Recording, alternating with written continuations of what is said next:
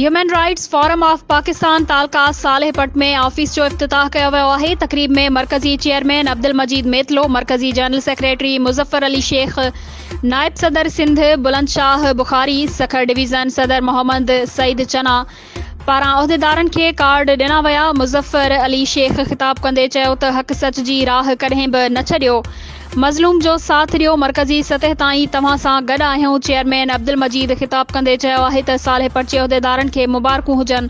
हुननि खे ॾुखी इंसानियत जे मदद लाइ चूंडियो वियो आहे। वधीक हुन चयो त सदर सखर डिवीज़न सईद चना तंज़ीम लाइ मेहनत ऐं कोशिशूं क़ाबिले तारीफ़ आहिनि। गुलाम हुसैन मुग़ल, गुलाम रसूल रिंद, मिठल शेख, सचल सोलंगी, शंकर लाल, सिकंदर बख्शी, गुलाम हुसैन चना, गुलाम अली मलाह, सिकंदर महर, अली नवाज़, मीर बहर, सोबल मीरानी, तालिब सुमरो, बचल महर ऐं ॿियनि शिरकत कई।